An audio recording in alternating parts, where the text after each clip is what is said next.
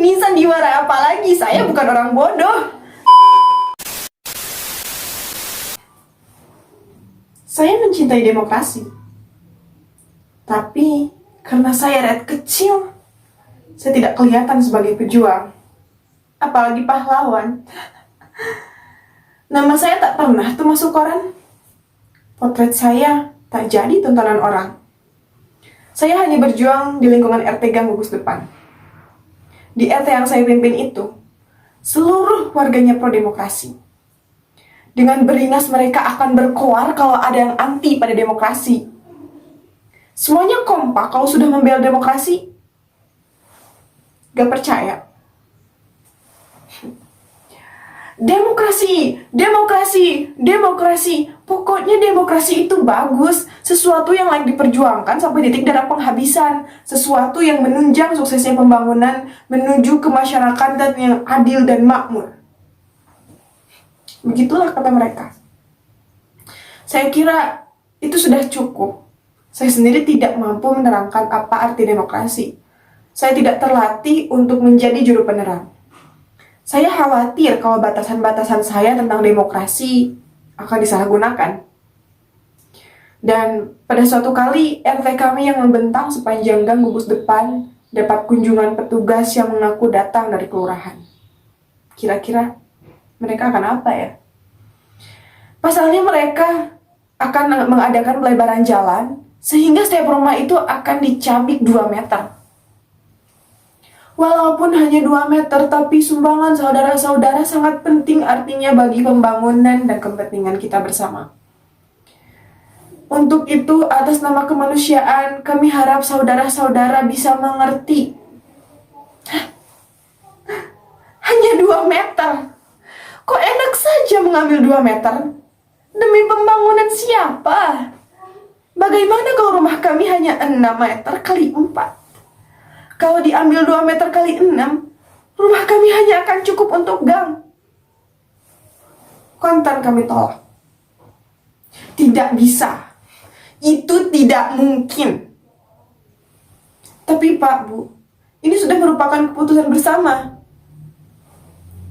Bagaimana mungkin membuat keputusan bersama tanpa rembugan dengan kami? Seperti Raja Nero saja. Soalnya Pak, Bu, masyarakat di sebelah sana, mereka semua itu karyawan pabrik yang aktif di pabrik tekstil. Semua itu memerlukan jalan tembus yang bisa dilalui oleh kendaraan. Dengan difungsikannya gang Gugus Depan, Pak, Bu, ini menjadi jalan tembus kendaraan bermotor. Jadi mobilitas warga yang hendak masuk pekerjaan ataupun pulang dari pekerjaan itu akan lebih cepat. Karena hal ini sudah diperhitungkan secara masak-masak, Pak, Bu. Diperhitungkan masak-masak bagaimana? Kami tidak pernah ditanya apa-apa. Tanah ini milik kami. Tapi tanpa minta izin lagi sebuah bulldozer itu muncul dan menggaruk 2 meter wilayah RT kami. Warga kami panik. Jangan, jangan Pak, jangan. Ini tanah milik kami. Ini tanah nenek moyang kami. Ini tanah warisan. Bulldozer itu tidak peduli. Mereka terus berjuang menggaruk. Jangan Pak, jangan. Kalau Bapak ambil 2 meter, rumah kami tinggal kandang ayam Pak. Nanti kemana anak-anak kami akan berteduh? Kami belum selesai berunding. Kami tidak pernah bilang setuju Pak. Tapi bulldozer itu terus juga menyeruduk dengan puas. Sopirnya saja tidak peduli. Dia hanya menjalankan tugas. Akhirnya kami tidak bisa diam saja. Kami semua terpaksa melawan. Saya tidak bisa mencegah warga rame-rame keluar dari rumah. Mereka pun berdiri di depan bulldozer itu. Barulah bulldozer itu pun berhenti. Tapi waktu itu sebuah mobil Colt datang. Sekitar 10 orang laki-laki meloncat turun dengan memakai pakaian seragam.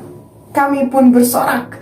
Akhirnya aparat datang untuk melindungi rakyat. Tapi ternyata mereka bukan petugas, tetapi satpam yang mau mengamankan penggarukan. Mereka membawa pentungan yang sudah siap untuk memukul. Kami jadi seperti kucing yang terpepet. Tanpa diberi komando lagi, akhirnya Kami pun melawan. Tapi akhirnya kami terpaksa mundur karena korban dari wargaku mulai berjatuhan. Saya bingung.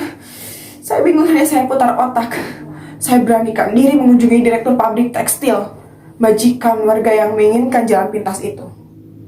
Tapi aduhai, susah sekali. Orangnya selalu tidak ada di tempat.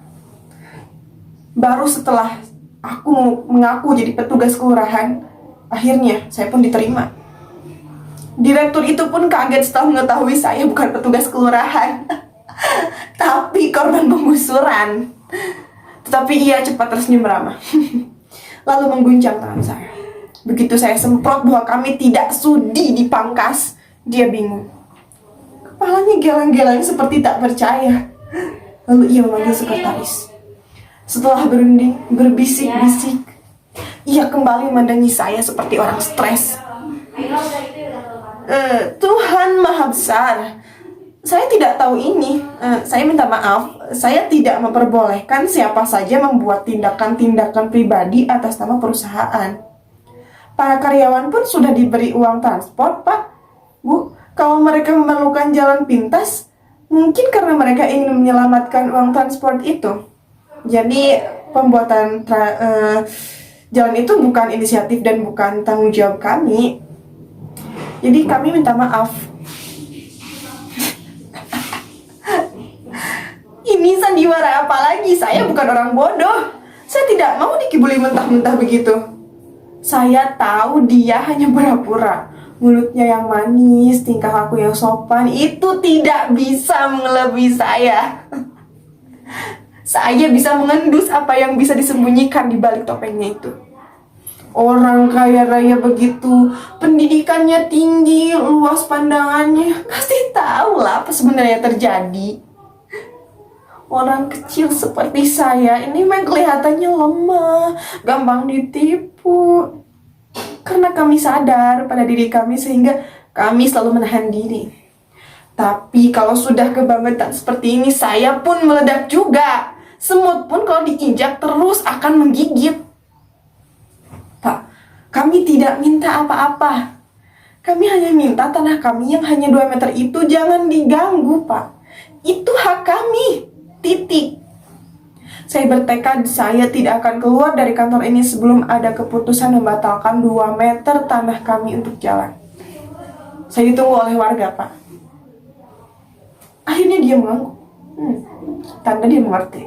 Kemudian dia menunduk dan membuka laci, mengambil suatu kertas. Saya pun bersorak dalam hati. Akhirnya memang kunci segala-galanya ada pada kegigihan.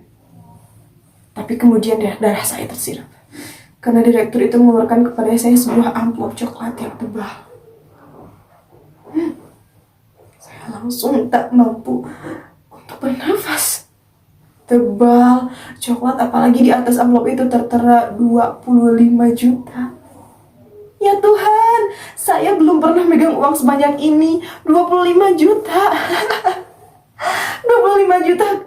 Hidup saya juga tidak akan sanggup mengumpulkan uang sebanyak ini. Ya Tuhan, alangkah miskinnya saya. Mengapa saya tiba-tiba dihujani rezeki sebanyak ini? Apa coba yang tidak bisa dibeli dengan uang sebanyak ini?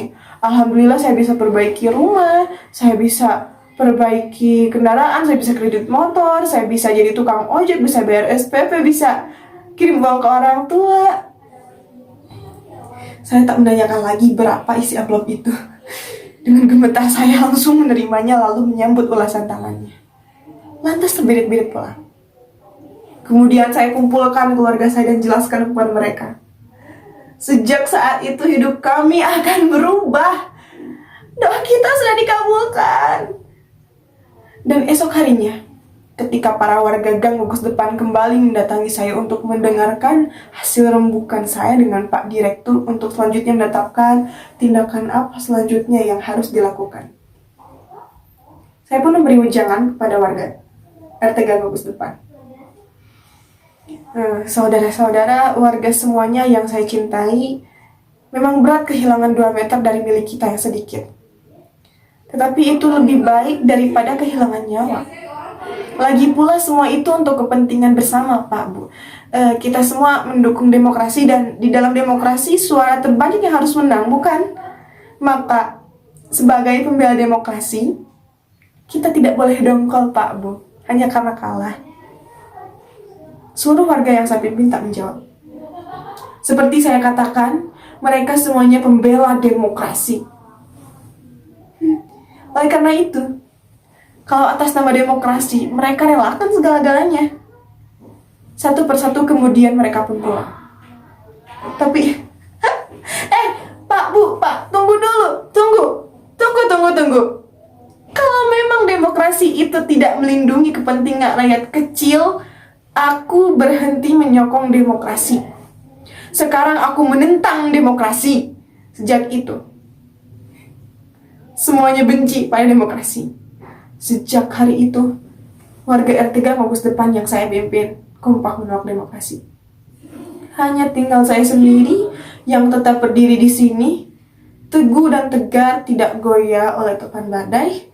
Saya tetap kukuh tegak di atas kaki saya. Apapun yang terjadi, saya mempertahankan demokrasi sampai titik darah penghabisan. Habis apa lagi? Siapa lagi kalau bukan saya? Daripada memberikan kepada orang lain,